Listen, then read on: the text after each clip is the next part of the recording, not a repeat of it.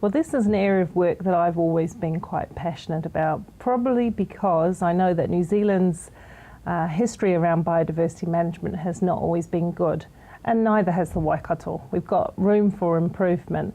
But at this present point in time, we don't know what the biodiversity looks like across all parts of our region. In some parts of the region, we have very good information. In other parts of the region, we're not so sure. But what we do know is that we must make a proper effort at protecting what we have.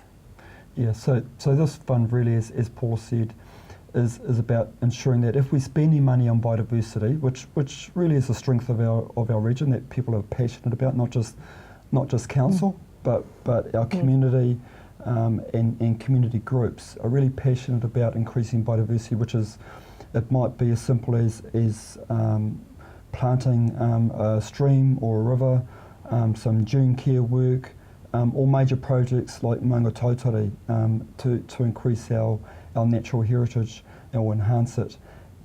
And we need to ensure that we understand that we're making progress. That's what the inventory is about. Often I read or hear that our biodiversity is declining, but we don't have good data to show that is the case. Often the data compares us back to 1840, and I don't think that's that relevant. We're never going to get back to 1840. So the inventory is about putting a line in the sand. Might be 1991, it might be 2001. Put a line in the sand about what's the state of our biodiversity at that point in time, so that we can show the progress that's been made, whether it's by council, whether it's by community groups, and really be able to pat them on the back and show the progress that we're making on biodiversity gains.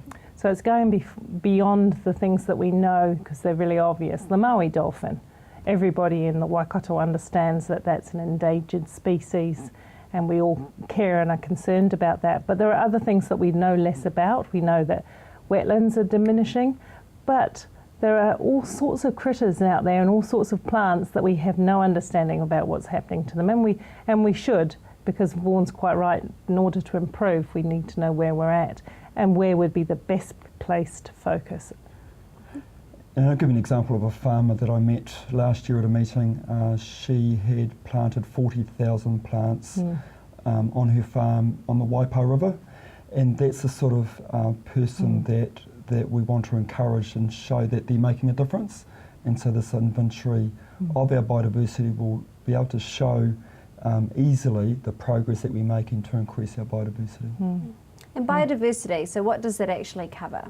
So much, from bats to frogs to tiny little invertebrates and worms, To our birds. things that you can hardly see because they're so small, everything in the ocean, all of the plants. Yeah, all the fish, all the plants, and the big trees as well. Our big trees are kauri, and of course we're looking at kauri very closely because of kauri dieback. But there's kahikatea and other plants that have been diminishing for over the last period of time in our region that we want to assist come back. And can I say that nationally, all over New Zealand, people are spending a lot of money on biodiversity trying to improve it. And so the inventory that we prepare will be able to show our progress against other regions in New Zealand. So it's not just we're doing this in isolation, but we're trying to fit into some way of measuring biodiversity throughout the whole of New Zealand.